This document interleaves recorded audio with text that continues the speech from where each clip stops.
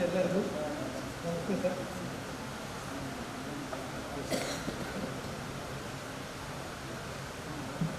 ನಮಸ್ತೆ ಎಲ್ಲರಿಗೂ. ನಮಸ್ತೆ ಮೇಡಮ್ ಸರ್. ಎಲ್ಲರಿಗೂ ನಮಸ್ತೆ ಹೇಳ್ತಾ, ಪೇರೆಂಟ್ಸ್ಗೂ ಸ್ಟೂಡೆಂಟ್ಸ್ಗೂ ಕಂಗ್ರ್ಯಾಚುಲೇಷನ್ ಹೇಳ್ತಾ, ಎಲ್ಲ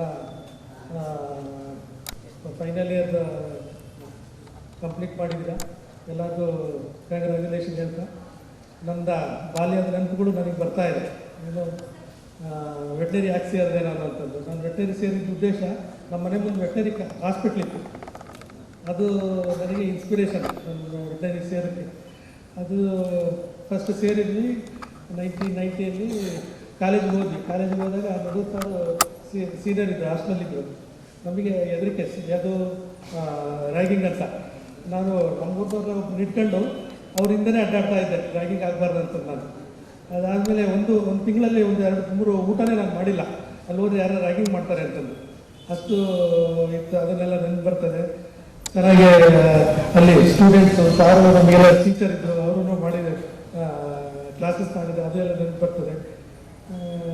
ನಿಮಗೂ ಎಲ್ಲ ನೆನಪು ಬರ್ತದೆ. ಯಾವುದೋ ಟೀಚರ್ಸು ಒಳ್ಳೆಯರಿರ್ತಾರೆ, ಫ್ರೆಂಡ್ಸು ಒಳ್ಳೆಯರಿರ್ತಾರೆ. ಯಾವತ್ತೂ ಫ್ರೆಂಡ್ಸ್ಗೂ ಮರಿಬೇಡ್ರಿ, ಯಾವತ್ತೂ ನಿಮ್ಮ ಟೀಚರ್ಸ್ನು ಮರಿಬೇಡ್ರಿ. ಅದು ನಿಮ್ಮ ಖಂಡಿತ ಯಾವಾಗಲೂ ಒಳ್ಳೇದಾಗ್ತದೆ. ಡಿಗ್ರಿ ಮುಗಿದ್ಮೇಲೆ ನಮಗೆ ಹೆಂಗೋ ಡಿಗ್ರಿ ಮುಗೀತು, ನಾವು ನಿಮಗಾದ್ರೂ ಆಪರ್ಚುನಿಟಿ ಜಾಸ್ತಿ ಇದೆ, ನಮಗೆ ಅವಾಗ ಆಪರ್ಚುನಿಟಿ ಕಮ್ಮಿ. ಮತ್ತೊಂದು ಕ್ವಶನ್ ಮಾರ್ಕ್, ನಿಮಗೆ ಹೆಂಗಿದೆಯೋ ನನಗೂ ಕ್ವಶನ್ ಮಾರ್ಕ್, ಏನೋ ಡಿಗ್ರಿ ಮಾಡಿದ್ಮೇಲೆ ಏನು ಮಾಡಬೇಕು ಅಂತ. ನಂದು ಒಂದು ಅಂಕಲ್ದೊಂದು ಪೋಲ್ಟ್ರಿ ಫಾರ್ಮ್ ಇತ್ತು, ಅವ್ರು ನನಗೆ ಗೈಡ್ ಮಾಡಿದ್ರು, ಪೋಲ್ಟ್ರಿ PG ಮಾಡೋದು ಚೆನ್ನಾಗಿರ್ತದೆ ಅಂತ. ಅವಾಗ ದೇವೇಗೌಡರು ಜೊತೆಗೆಲ್ಲ ಇದ್ದರು, ಅವರು ಮಾಡೋ ಅಂದರು. ಅವಾಗ IVRI ಬರೆದು IVRL ಹೋದ್ವಿ. IVRL ಮುಗಿಸಿ ಬಂದಮೇಲೆ ಡಿಗ್ರಿ ಪೋಸ್ಟ್ ಗ್ರ್ಯಾಜುಯೇಷನ್ ಮುಗಿದು ಬಂದಮೇಲೆ ಮತ್ತೆ ಸ್ಟಾರ್ಟು, ಮತ್ತೇನು ಮಾಡಬೇಕು ಅಂತಂದು. ಅಷ್ಟರೊಳಗಾಲೇ ನಾವು ಅಂದ್ಕೊಂಡಿದ್ವಿ, ಏನೋ ನಂದು ಒಂದು ಪೋಲ್ಟ್ರಿ ಫಾರ್ಮ್ ಇಟ್ಕೋಬೇಕು, ನಾನು ಒಂದು ಬಿಸ್ನೆಸ್ ಮಾಡಬೇಕು ಅಂತಂದು. ಪೋಲ್ಟ್ರಿ ವೆಟನರಿ ಆದಮೇಲೆ ಭಾಳ ಜನಕ್ಕೆ ಬಿಸ್ನೆಸ್ ಅಂದರೆ, ನಾನು ನನ್ನ ಫ್ರೆಂಡ್ಸೇ ಆಗಲಿ ಯಾರೇ ಆಗಲಿ ನೋಡಿದ್ದೀನಿ, ಬಿಸ್ನೆಸ್ ಅಂದರೆ ಹೆದರಬಾರ್ದು. ಬಿಸ್ನೆಸ್ ಅಂದರೆ ಸಾಲ ಅಂತ ಹೇಳ್ತೀವಿ, ಸಾಲ ಮಾಡ್ತೀವಿ. ಸಾಲ ಮಾಡಿದ್ದಂದರೆ ಸಾಲ ಇರಲ್ಲ, ಅದು ಸಾಲ ತಗೊಂಡು ಪಕ್ಕದಾಗ ಒಂದು ಅಸೆಟ್ ಮಾಡ್ತೀವಿ. ನಾವು ಏನಂಗಂದರೆ ದುಡ್ಡು ಖರ್ಚು ಮಾಡಿ ಏನೋ ಬಂಗಾರ ತಾಣ್ತೀವಿ, ಬಂಗಾರ ಅಸೆಟ್ ಮಾಡ್ತೀವಿ, ಯಾವುದೋ ಒಂದು ಕೋಳಿ ಫಾರಮ್ ಹಾಕ್ತೀವಿ, ಅದು ಹಾಕ್ತೀವಿ, ಅದು ಅಸೆಟ್ ಇರುತ್ತೆ. ಸಾಲ ಅಂದರೆ ಅಷ್ಟು ಸಾಲ ಇರಲ್ಲ ನಮಗೆ, ಅದನ್ನು ಬೇಸಿಕ್ ಯಾರು ಹೇಳ್ಕೊಡಲ್ಲ. ಏನು ಬಂತಪ್ಪ ಸಾಲ ಆಗುತ್ತದೆ, ಬಿಸ್ನೆಸ್ ಮಾಡೋದು, ಅದಕ್ಕೆಲ್ಲ ಹೆದರಬಾರ್ದು.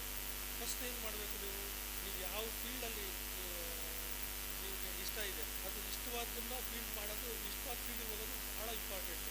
ಇಷ್ಟವಿಲ್ಲದ ಫೀಲ್ಡಿಗೆ ನೀವು ಹೋದ್ರೆ ಅಂದರೆ ಅದು ಚೆನ್ನಾಗಿದ್ದರೂ ನೀವು ಸಕ್ಸಸ್ ಆಗಲ್ಲ.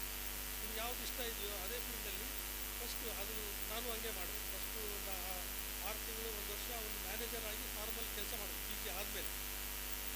ನನಗೆ ಸಾಕಷ್ಟು ಅನುಭವಗಳು ಬಂದು, ಯಾಕೆಂದರೆ ನಾನು ಡೈರೆಕ್ಟ್ ಹೋಗಿ ಬಿಸ್ನೆಸ್ ಮಾಡಿಬಿಟ್ರೆ ಲಾಸು ನಾನೇ ಓದಬೇಕಾಗ್ತದೆ. ಅದ್ರ ಬದಲು ಒಂದು 6 ತಿಂಗಳು ವರ್ಷನೋ ಏನೋ ಒಂದು ಕೆಲಸ ಮಾಡಿದರೆ ಖಂಡಿತ ಅನುಭವಗಳು ಬರ್ತದೆ. ನಾವು ಏನು ಮಾಡಬೇಕು ಅಂತ ಇದೀವಿ ಅದಾದಮೇಲೆ ನೀವು ಬಿಸ್ನೆಸ್ ಸ್ಟಾರ್ಟ್ ಮಾಡಿದರೆ ಖಂಡಿತ ಸಪೋರ್ಟ್ ಬರ್ತದೆ. ನಾನು ಆಲ್ಮೋಸ್ಟ್ 1 ವರ್ಷ ಒಂದು ಬ್ಯಾಂಕಿಗೆ ಅಡ್ಡಾಡಿದ್ದೀನಿ, ₹1 ಲೋನ್ ಆಗಿಲ್ಲ. ಅದಕ್ಕೂ ಹಂಗಾದರೂ ಬಿಡಲಿಲ್ಲ ನಾನು. ಹೆಂಗೆ ಸಾಧನೆ ಮಾಡಬೇಕು ಏನು, ಅದೇ ದಾರಿ ಮಾಡ್ಕೊಂಡು ಕನ್ಸಲ್ಟೆಂಟ್ ಆಗಿ ಸ್ಟಾರ್ಟ್ ಮಾಡಿದೆ, ಎಲ್ಲಿ ದಾವಣಗೆರೆಯಲ್ಲಿ. ಅಲ್ಲಾಗಿ 1 ವರ್ಷ ಹಂಗೆ ಸ್ಟಾರ್ಟ್ ಮಾಡ್ಕೊತಾ ಇದ್ದೆ, ದುರ್ವೇನೂ ಇರಲಿಲ್ಲ. ಅದಾದಮೇಲೆ ಒಂದು ಈ ಸಣ್ಣ ಫಾರ್ಮ್ ಸ್ಟಾರ್ಟ್ ಮಾಡಿ ಅವಾಗೊಂದು 6,000 ಮತ್ತೆ ಬರೋದು ನನಗೆ. ಒಂದು 8 ಜನ ಇರೋದು. ಈಗ ಹಂಗೆ ಮುಂದುವರಿತಾ ಪ್ರೊಡಕ್ಷನ್ ಜಾಸ್ತಿ ಮಾಡ್ಕೊಂಡು ಈಗ ಒಂದು 6 ಲಕ್ಷ ಮತ್ತೆ ಬರುತ್ತೆ ಡೈಲಿ. ನನ್ನ 400-405 ಜನ ಕೆಲಸ ಮಾಡ್ತಾರೆ. ಹೆದರಬಾರ್ದು, ಯಾವತ್ತೂ ಹೆದರಬಾರ್ದು. ಜೀವನದಲ್ಲಿ ಹೆದರಬೇಡಿ, ಯಾವುದನ್ನ ಕಾನ್ಸಂಟ್ರೇಟ್ ಮಾಡಿ, ಖಂಡಿತ ಸಕ್ಸಸ್ ಸಿಗುತ್ತೆ. ಯಾವ್ದು ಇಷ್ಟ ಇದೆಯೋ ಅಷ್ಟು ಮಾಡಿ. ಫ್ರೆಂಡ್ಸನ್ನು ಮರಿಬೇಡ್ರಿ, ಖಂಡಿತ ಫ್ರೆಂಡ್ಸು ಭಾಳ ನೆನಪುಗಳಿಗೆ ಇರ್ತದೆ, ಅದನ್ನು ಮರಿಬೇಡ್ರಿ.